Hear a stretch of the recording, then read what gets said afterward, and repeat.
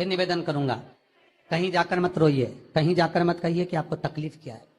ना रिश्तेदारों से, ना नातेदारों से, ना कुटुंब से, ना कबीले से, ना अपनों से, किसी से नहीं कहना कि दुख क्या है।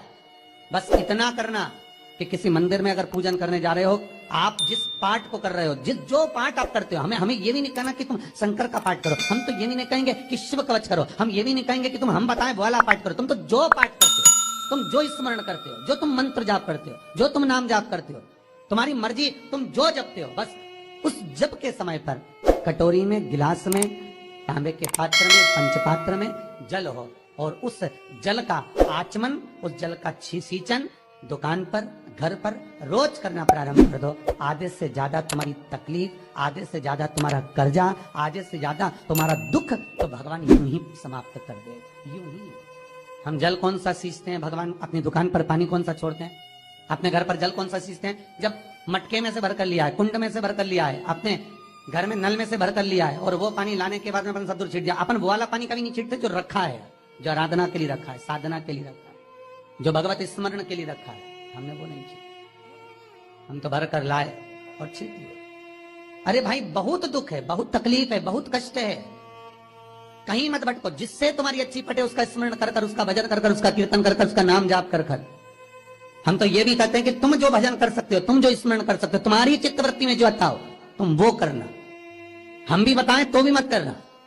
तुम्हें अच्छा लगे तो करो, नहीं लगे तो तुम जो कर रहे हो बहुत अच्छा करो, तुम उसको जप। तुम्हारा जपना, तुम्हारा स्मरण करना, तुम्हारी भक्ति का भाव प्रकट करना, बस दिल से, मन से, जो तुम्हारे मन में आ जाए भगवान को वो कह दो, भगवान से वो जाकर निवेदन कर दो, भगवान उसे स्वीकार कर दो।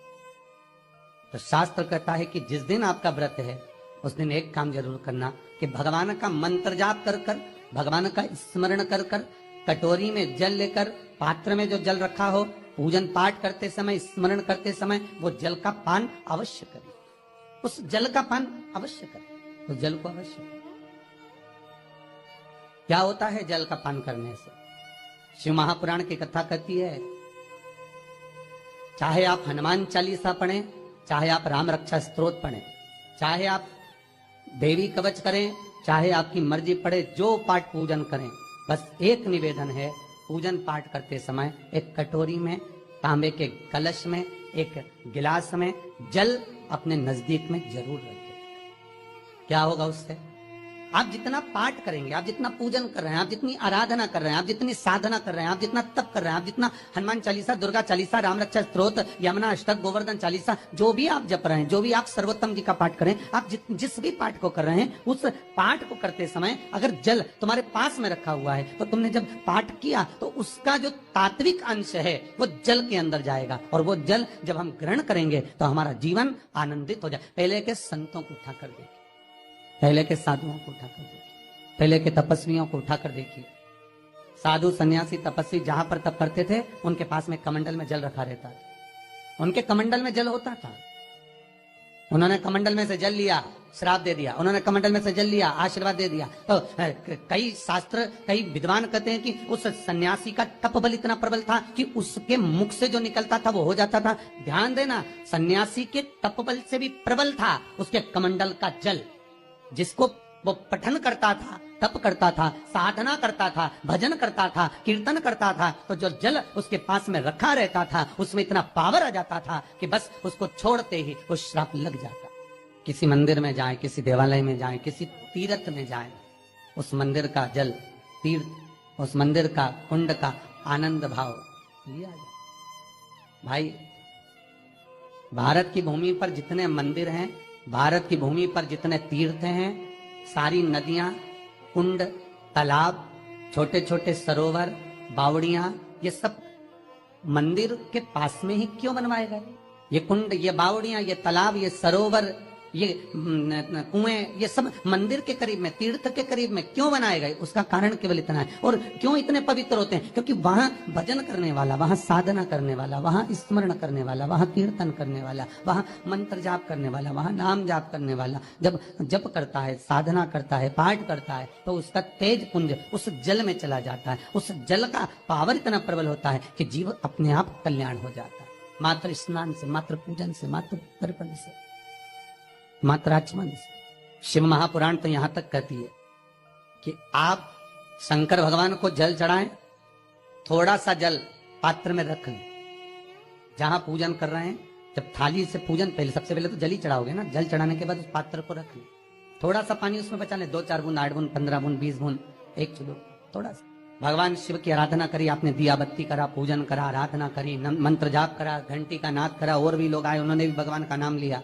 जब घर की ओर प्रवेश करें, पूजन की थाली जब लेकर चलें, तो जो कलश में जल हो उसका आचमन कर लें या अपने ऊपर छीट लें, उससे सुख का अनुभव होता। स्कंद पुराण कहती है मनुष्य के जीवन के दुख को समाप्त करने में जल की परिभाषा प्रबल है। पहले के जमाने में बच्चों को डराते थे तो कहते थे बा हुआ है। आज के जमाने में सासों को डराना हो तो कहते बहू आई, अभी तो गई थी, कहां से आ गई, मायके गई थी, वापिस आ गई। लोगों को बहू से भय होने लगा, और मेरा निवेदन है बहू से भय नहीं होना चाहिए, बहू से प्रेम होना चाहिए। वो अपना घर परिवार सब छोड़कर आपके लिए आई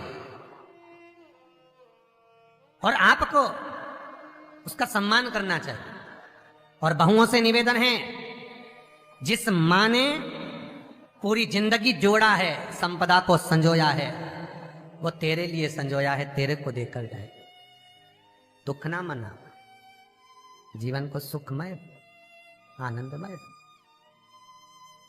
परिवार में प्रेम होना चाहिए, लक्ष्मी अपने आप खिंच कर आती है। जिस परिवार में प्रेम नहीं होता, क्लेश बड़ा मचता है, अपनी अपनी सब सोचते हैं वहां लक्ष्मी नहीं आती है। लक्ष्मी परिवार में जब तक रहती है जब तक प्रेम है, लक्ष्मी परिवार से जब जाती है जब वहां क्लेश मचने लगे, अशांति जहां पर होने लगे, लक्ष्मी चली जाती है। और फिर निवेदन करूंगा, कार वाली बहू मत लाओ, संस्कार वाली बहू लाओ। कार वाली बहू लाओगे, वो कार दे देंगे दहेज में, वो कार दे देंगे विदाई में, कन्यादान में, वो तुम्हारा सम्मान नहीं करने वाली, क्योंकि कार लेकर आई। संस्कार लेकर आने वाली बहू लाइए तो कार का तो ढेर लगा देगी, कारों का ढेर लगा देगी। बहू लक्ष्मी हो, उसके चरण में स्वयं सुख है, तो आ जाए। और बहुओं से भी निवेदन है, जीजियों, अरियो बहुरानियों, तुमसे